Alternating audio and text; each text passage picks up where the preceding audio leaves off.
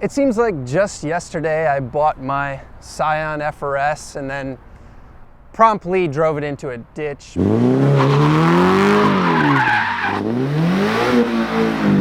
But despite some bumps and bruises,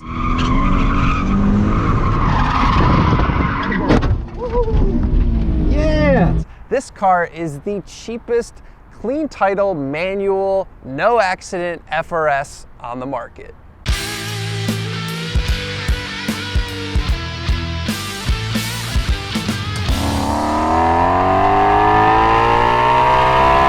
You guys know how there's this trend on YouTube recently where someone buys the cheapest version of a car and makes a whole bunch of videos on it?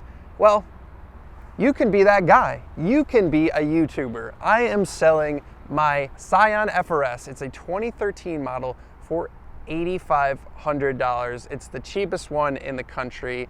And trust me, it's not the worst. It has some issues, but it is by far not the worst. So what we're gonna do today is we're gonna cover why this car is so cheap. Then I'll give you guys my contact information if you do wanna hit me up, because maybe you do wanna buy this car, but I'm guessing you don't. So let's start first with the good things about this car. Despite the fact that it's only $8,500, I have 69,000 miles on this thing. So it's really not that high of mileage. It is a manual transmission, so that's a plus. You don't want the automatic version. It totally defeats the purpose of this car. The other good parts are the brakes I replaced in the past year, along with the tires. The tires are winter tires, but that's totally what you want when it's 90 degrees in the summer, right? So the tires are at least new, the brakes are new, and if you would believe it or not, it actually needs nothing. There's no check engine lights, there's no other issues or major mechanical problems with the car. The problems really come down to being all cosmetic, and I guess we'll just get right into it. The first thing that you're gonna see is wrong with this when you start at the front, because I guess you could start at any body panel and it will have issues. But the first thing when you start at the front is this cracked front bumper. I do remember this being cracked on this side when I bought the car. I don't exactly remember this being cracked when I bought the car over here, so maybe that was my bad. But you also have a little bit of an issue here with the grille, but I'm sure we could remedy that. Oh, I thought I just fixed it and the price went up $100. Oh, I just fixed it and the price went up $100. But probably some zip ties can address that. Over on the driver's side, we have what is probably the cleanest look of the car. Like if you were a celebrity and you know how the celebrities are like, oh, get my good side, that would be this side. This side of the car is really not too bad at all. There's no really major defects other than there is a bit of a dent right here. The previous owner told me that his dirt bike fell into the car. This car has had some bad luck, as you'll see. Going towards the back of the car, no surprise here that another body panel is messed up. This rear bumper has a gouge in it from the previous owner backing it into a trailer of all things. So there's like some paint issue here and obviously some material missing here. This is not exactly something you could repair. You would have to get a new rear bumper, but you know, okay, whatever. How about this side? Well, this is the less good side, is I think the proper English way to say that. We have a bump over here and some scratches along the side here. Apparently this car has a knack for finding a ditch, which I only found out after buying the car, and I have subsequently found out a couple times since owning the car. Not good. Good, never good. That was my worst case scenario, dude. But he went into a ditch and sort of scraped up the side. It's really not too bad. A little bit of paint over here would go a long way. So that side's not so good. You'll notice the mismatched BRZ Subaru wheels. That really just helps aid in how haggard this car is. And then, you know, you're probably at this point thinking, well, that's not too bad. Like front bumper, back bumper, paint some scrapes or whatever. Well, if you haven't noticed already, and it can be a little bit difficult, you kind of have to see at the right angle, this car has some hail damage. It was in a hailstorm in 2018, and if you look at the right angle, you can see some hail marks on the hood. It's predominantly on the hood. There's not too many on the roof, or at least it's less noticeable to me, and I really don't see many on the trunk itself. The hood is the biggest thing, I guess, because it's the biggest surface area. If you look up close, you will see hail marks, but I would call this car a 50-footer. So those are really kind of the big downsides to this car. And of course, you know, it's something that you're gonna have to accept if you're only gonna pay $8,500 for a car. Let's check out the interior.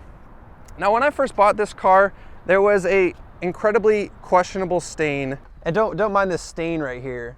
I don't know why I always have to buy a car with a friggin' stain. But don't worry, I have cleaned, steam cleaned, and more importantly, sanitized since then, and it's mostly gone. But all jokes aside, this car is actually pretty clean on the interior and doesn't show any major signs of wear. It wasn't in a flood or anything stupid like that. I will include some COVID face masks with the sale if it goes for the asking price.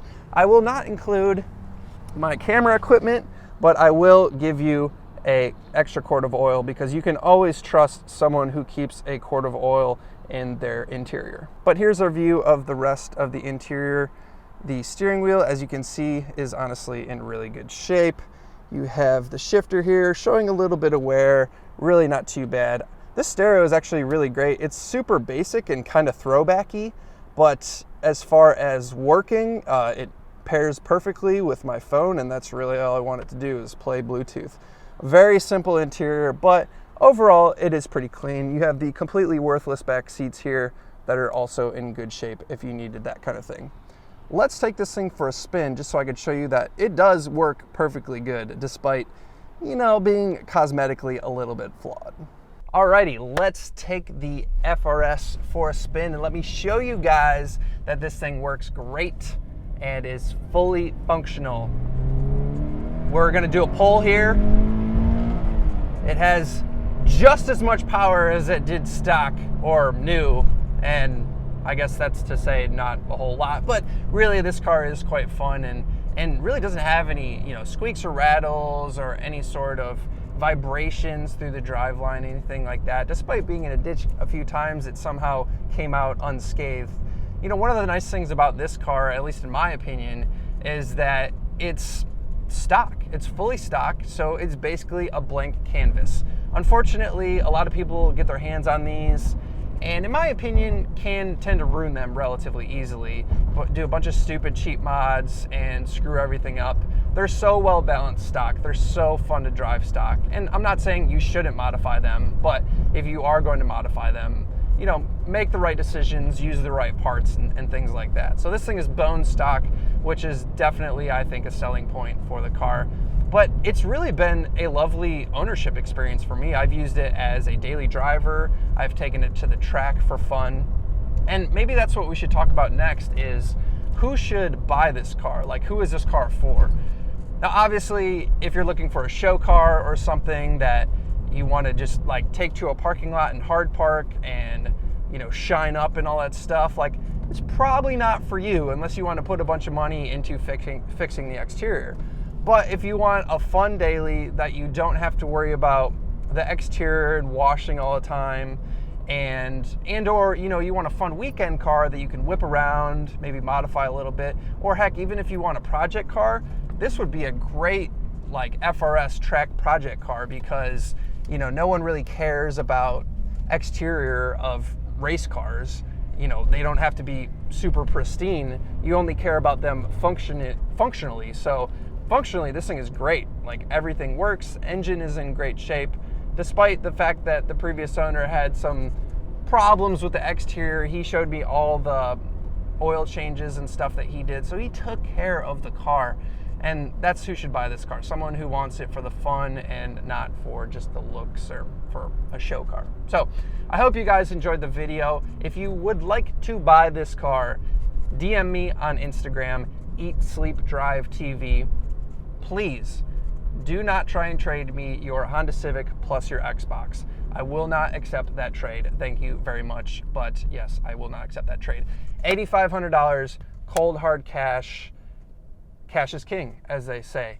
So hit me up on Instagram or just follow me on Instagram if you want to see what I'm up to in between episodes. Like I said, I got some changes coming to the channel here soon, so you definitely want to subscribe for those. Appreciate you guys watching as always, and come by my Scion FRS.